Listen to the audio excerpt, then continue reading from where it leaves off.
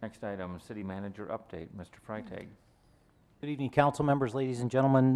Real quick, we'll run through some update items. First of all, some things to know. A good news story. Rockport Pool has recently received new LED lighting in the showers and changing areas. That's something the city has known was a problem and wanted to get after. The costs were partially offset by an $1,800 focus on energy incentive, and so good news for Rockport Pool. Next, JPD received a $3,000 grant from the Wisconsin DOT to promote motorcycle safety during this year's Hog Rally, so good news for our police officers, our department, and certainly our motorcycle riders in the community. The Board of Review began today. If anyone is looking for information or would like to set up an appointment, they can still do that at 755-3070. JTS has completed a round of onboard surveys as part of the long-range transportation plan update, and so they'll be analyzing that data, and it will then be fed into our transportation plan as we do that update. Good news for the city and for the citizens. We've got a demolition grant program for low to moderate income residents, which would allow for those that are qualified up to $1,000 to remove a blighted garage or up to $5,000 to remove a blighted home. And so a good news story for our citizenry. And then next, kudos to our Neighborhood and Community Services Department, but our rent assistance program received a performance rating of high from HUD from HUD. And so good things happening in the city. One of the website linkages that I'd like to highlight for you this evening is how the citizenry can get in touch with the City Council. If you go to our website /council contact, it will take you to this web page that's shown here, Contact the City Council. So if you're interested in sending an email to the entire council all at once, or just to individual members, there are instructions on how to do that and addresses to do that. You can call or leave messages for individual members. Again, one of the fields in the spreadsheet here are phone numbers, and you can learn about informational listening sessions which are available right here at the bottom. And for those that arrived a little bit early tonight, they saw the council sitting in the break room at 5:30, available to answer any questions or to talk through any issues as part of the informal listening session. And if anybody has a question on how to contact the City Council, they can certainly contact the City Manager's office at 755-3177 for more information. Some upcoming events that the community ought to be aware of. First of all, tomorrow, June 9th, here in Council Chambers, the City of Janesville is hosting a blood drive. Last report was we still had 3 appointments that were available for folks to come in and give blood. So I encourage folks to contact the American Red Cross and sign up to come in and give blood tomorrow. On June 10th, which is Wednesday, the council is hosting a neighborhood listening session at Edison Middle School starting at 6:30 p.m. That's the first of 5 that the council will do across the city.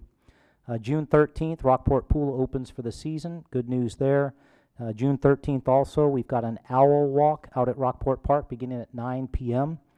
June 15th, next Monday, a week from today, the city flag unveiling and raising, which will occur right here at City Hall out at the flagpole, and that ceremony will be short, but beginning at 4:30.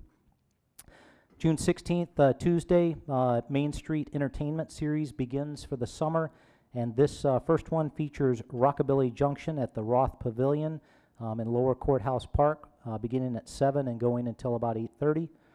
June 18th, we have the Downtown Town Square Design Community Engagement Forum, and so if you're interested in what's going to happen with the removal of the downtown parking plaza and what will happen on that town square surrounding the parking plaza, please come and provide your feedback and input and your ideas right here in council chambers from 6 to 7. Again, that's on June 18th.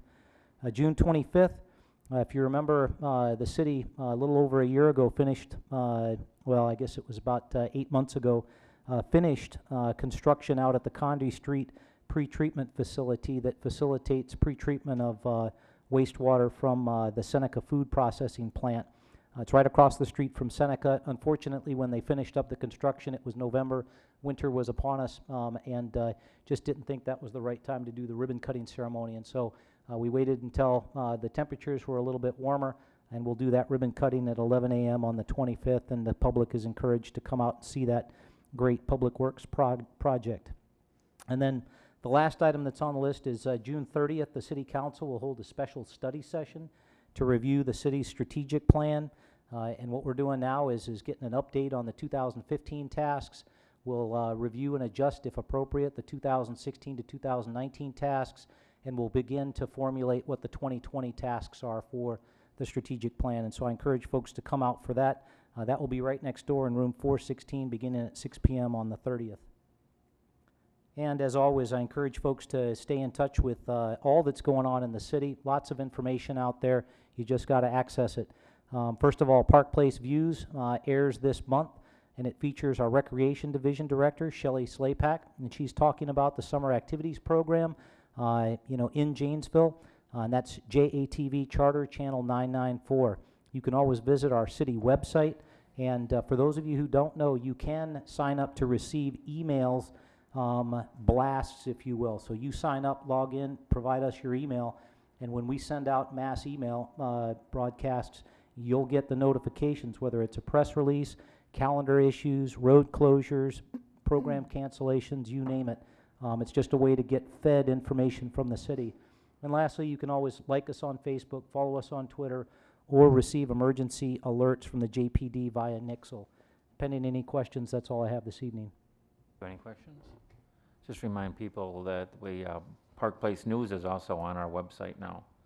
And it just went up this week, so used to get it mailed to you, and in order to save some money on the taxpayers, we went online only. So it's at the same address here, ci.janesville.wi.us for the Park Place News.